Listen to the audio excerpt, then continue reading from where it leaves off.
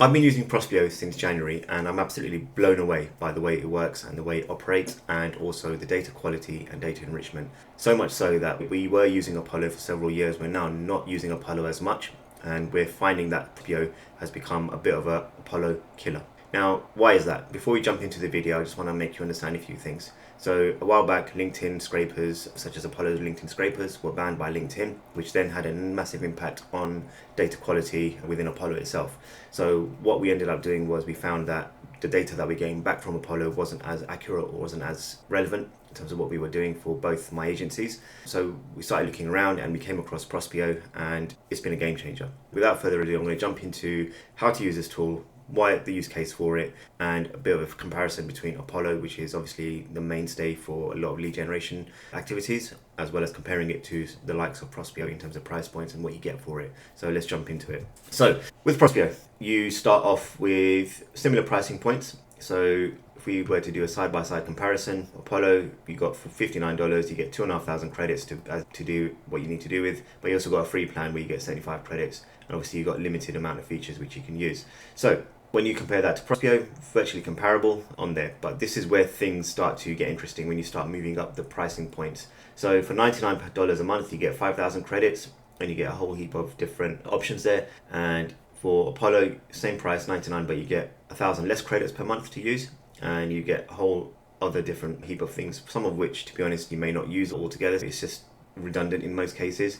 And then when you actually look at Prospeo's higher tier plan, which is $249 a month, you get 15,000 credits and you get a lot more obviously options around there. Again, you can research this and carry this out yourself, but over here you're paying $149, which is $100 less, but you're getting way less credits altogether. Now when you're doing serious lead generation, its volume is not necessarily king, but you need obviously a good amount, because when you source say 1,000 leads, you probably lose about 20 to 30% based on the fact that you can't find the emails, or the emails are not verified or something or other. So it's really important to make sure that you get a good bang for your buck, essentially. So that's really key around that. But here's where things get really interesting. So if I scroll all the way down and we do a comparison of Prospeo versus Apollo, this is where things get interesting. The reason we love Prospeo so much here at my agency is because the data is refreshed every 7 days, whereas with Apollo it's every 4 weeks. Now, why is that important? Now, we live in a world where everything is very fast paced, all right? You got AI, you got this, you got that, you got loads of things going on. So one minute you're a VP of sales, the next minute you're either being made redundant or you're moving to a new role within the same company, and you're head of operations all of a sudden. So when you're reaching out to your prospects, you need to make sure that the person you're reaching out to, still works for the company, their email address is still valid, and they're still in the same position that they're in. That way you can tailor your messaging and your emails to that person and to that role there and really personalize it. Now, if you're reaching out to someone who used to be a VP and is now head of operations, but you're sending them an email saying, hey, how's your role as VP going? It just doesn't hit the right note, does it? So it's really important to understand that the data accuracy is one of the biggest things that made us shift from Apollo to Prospeo altogether. So yeah, and then you have that there, and then mobile phone number accuracy is really important. So if you're heavy into your cold calling, you need to make sure that your mobile number accuracy or cell number accuracy is accurate as best as it can be. And again, when we were using Apollo for retrieving mobile phone numbers to do cold calling, we found that a lot of the numbers that we were getting were either not in service or wrong number or something like that, whereas with Prospeo, we found that the quality in terms of accuracy for phone numbers was better. A verified email accuracy, again, really important, self-explanatory. So if you've been doing lead generation for more than 5 minutes, it's really important to ensure that your email addresses that you're retrieving are as accurate as possible. And I will take 98% accuracy over 79% accuracy any day of the week, and I'm sure you would too. Data coverage, again, not that much of a huge difference overall, but still any advantage, any difference is better than nothing. And then as you scroll down, you've got various other features like contact company data, international coverage. Intent data is really key. So this is where you build your lead lists around intent data, such as what are the levels of buying intent of that prospect. They're going to be more receptive to your email or not. So things like that are really important. And tech-based filtering, which you do have on Apollo, I believe. Where are we? But it's available on, I think, more of the higher plan over here than is on, whereas with Prospeo you get it on all the plans, apart from the free plan, obviously. So yeah, and there's obviously duplicate removal, which is really key. So last thing you want to do is reach out or source leads which you've already sourced and filtered. So it's really important that you have as much accurate information as possible without paying more money than you should. So that's a side-by-side comparison. Again, I suggest that you go away and do your own due diligence, but a lot of the people that I've been speaking to, and from our own testing that we've done for the past, I'd say 3 months, the quality of data has been far better. The volume of data has also been a lot better as well. So we're getting more bang for our buck, as I mentioned earlier. So what we're going to do now is we're going to jump into the dashboard and we're going to go through the different kind of elements of Prospeo and take it from there, really. So when you log into Prospeo and you create an account, you will be you'll be greeted with a screen like this. I suggest you watch this video. It's a little bit funny, in fact. Definitely watch this video to get an overall view. Now, when you first log in, you'll see that the layout is very similar to the likes of Apollo. So if you're already familiar with using Apollo, then you won't need me to handhold you on these ones here. So you got your company. So if you want to search by company, for example, you can do that. You can do that either by typing a company name in, or you can upload a company CSV. So if you've got a bunch of URLs, you can upload a list, or you can paste a list of companies, and yeah, you can choose a company list from Prospeo. So if you've already got a pre-saved list, you can do that.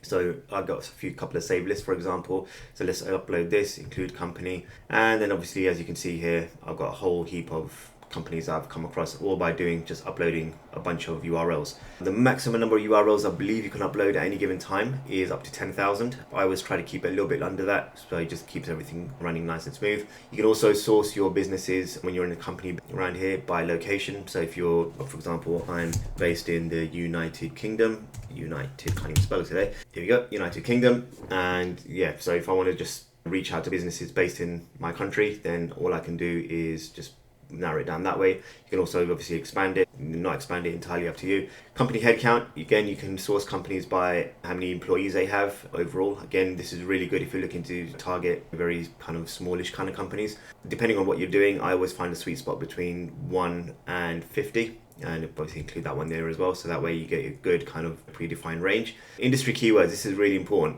So let's say, for example, I want a keyword of fashion. But then once I've done that, obviously this is a very small list, it's a sample list for the purpose of this video. This business here is a retail and apparel fashion business based in the UK, and I can do that. So you can add as many keywords as you want, and you can also exclude keywords as well around that. So you can also exclude certain keywords if you don't want certain keywords showing up. For example, I run an e-commerce marketing agency and I don't particularly like working with dropshipping companies, so I can include dropshipping as a keyword to be excluded from my lists. The one feature that I really am surprised with and really using is this one here. So NACIS and SIC. Now what are these? So NAC, if you hover over it, and so this is if you're in America and you've got a limited company or you've got a privately held company, you'll have a code attached to it. So once you have that code, you can then search for a particular type of industry. So let's say, for example, if I click over here and I want to work with tobacco companies. So all I need to do is type this code in, 0132, back into Prospeo, and all the tobacco companies in the US will show up, and I can then reach out to them. Similar thing in the UK. So again, it's called SIC, or stick code as we are commonly refer to here in the UK. Again, I can do the same. Now let's say I want to work with, I don't know, dairy farms. All I need to do is type in 024 and I'll have a list of all the dairy farms here in the UK coming up to me around that. So that's a really important feature. So if you really want to narrow down your audience that you're looking to target, you can absolutely do that using this. So again, this is a really powerful feature. We've been testing it out ourselves, and to be honest, surprisingly good. So it's a very little unknown feature. It's very easy to go over, walk right past it. So it's really important that you play around with this if you really want to narrow down your lead searching. Buying intent, as I mentioned. So what's that essentially? So if we look at that, it's buying intent shows you the companies that are actively searching a specific topic online. So let's say, for example, you're like one of my agencies is an e-commerce marketing agency, and I'm looking for businesses that are looking for help with their, let's call it email marketing, for example. So I can then add intents. So if I just go here, I can then go look at, depending what it is, media and advertising. So if we just go through the options here, you can then really select their kind of buying intention level. So you can really play around with this as well. That's really good. So that way you're hitting the audience at the right moment that they're looking for the service that you offer. Okay. So again, play around with that and have a look. So we've done that buying intent. Revenue. This is one that I really like as well. So if you want to search for a company based on their monthly recurring revenue, so I like to, for example, work with companies that do 100k to 500k per month. Obviously within this very small list I've got, which is only 27 leads, this company here, the Face Yoga, is doing between 100 to 500k a month. Now, just a quick one as well. If you want to find out a little bit more about this company, just click on it It will give you pretty much everything you need to understand about this company. So it'll give you a bit of a description. You can view the employees as well. Obviously, I'm not going to do that just yet. So it shows you how many employees they've got and what they do and whatnot. Now, if you can also open their website as well. So you can go through it if you want a bit more personalized information. So there's loads you can do around that as well. So that's that there. Now, funding, obviously pretty obvious. So if you're looking for companies that have just received funding, depending on what stage of funding they're receiving or they're at, you can then narrow it down as well and really go for precise targeting. Technologies, this again is really cool. So again, for my e-commerce marketing agency, we work with brands that do a lot of Shopify or use Shopify quite a lot. So we just click on Shopify. Again, within the lead list I've uploaded, all these companies here use Shopify. So I can again go away and target them. If they want to use, say, it may not come up on this, but if they, for example, use Klaviyo as well, there we go. So if I just want to reach out to them and they're using Klaviyo for email marketing, I can reach out to them and offer my services for that as well. So that's that there. And then the founded year. So depending on, obviously, self-explanatory. If you want to work with companies which have been around for decades, you can do that. If you want to work with companies that have just recently started up, again, that will narrow it down.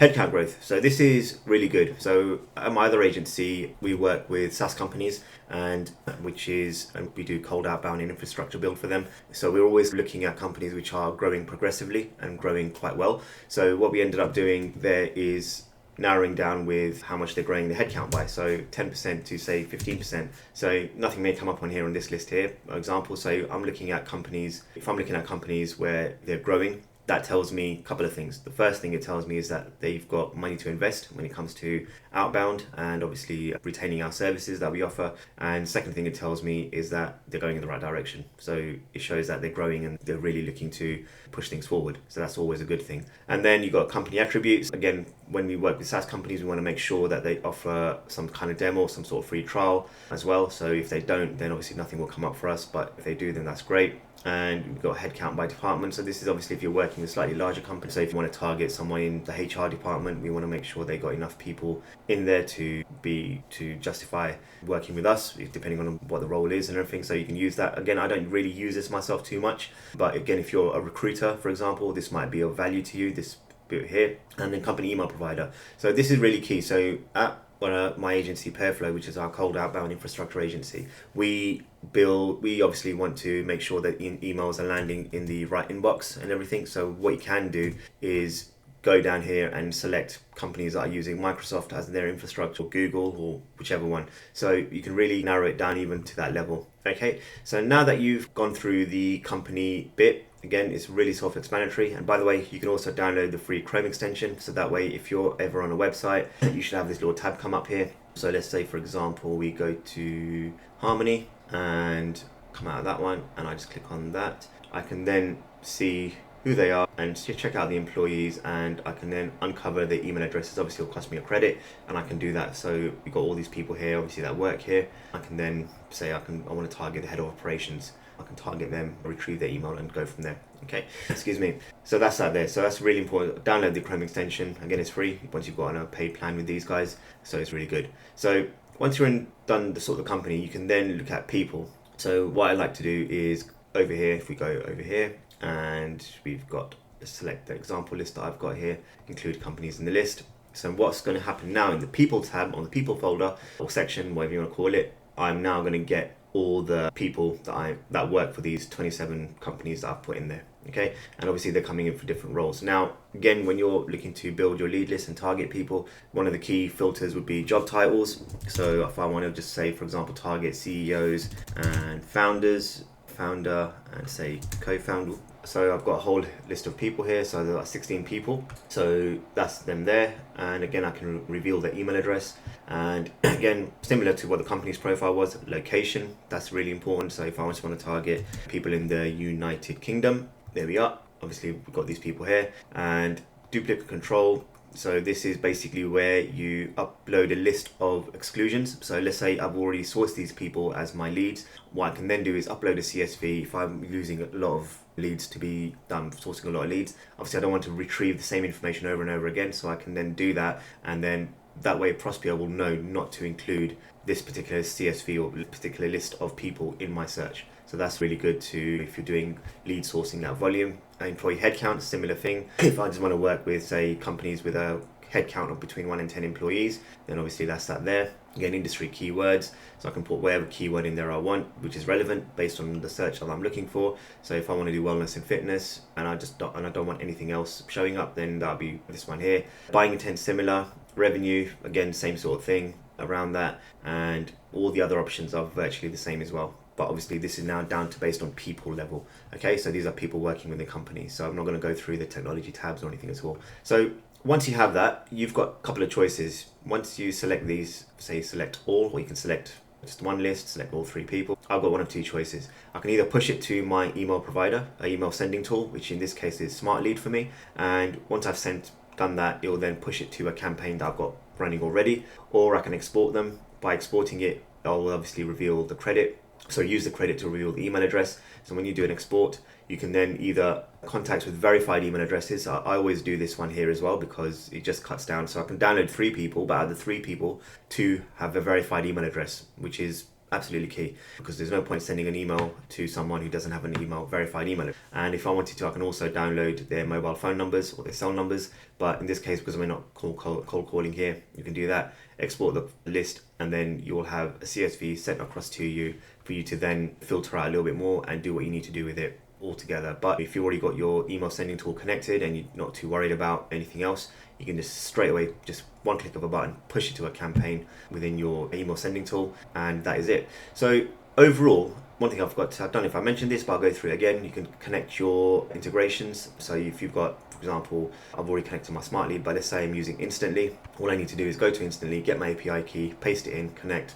That's it. It is literally that simple. You don't need to do anything. And you can also connect your CRMs like your HubSpot and your Salesforce. And you can also do CRM enrichment. So if you've got your HubSpot or your Salesforce connected, excuse me, what you can then do is enrich your entire CRM with the data that is in Prospeo. So that way all the data that you've got in your CRM would obviously be enriched and up to date with everything you need to do. And then if you want to build out your APIs as well, you can do that as well. That's not an issue. And then you can also check on your analytics, credit spent on emails. Obviously this will go through all your kind of bits and bobs that you need to do. So overall, as I mentioned, I find to be really good when it comes to data quality, data enrichment, and ease of use. And the way it connects with everything is really good, like Smart Lead and Instantly. So if you are interested in giving this a go, I suggest that you take a look at Prospeo. It is a really good tool. It's really changed the game for us for both my agencies, and in terms of data quality and ease of use and everything else, it's really good. And like I said, where we were using Apollo quite heavily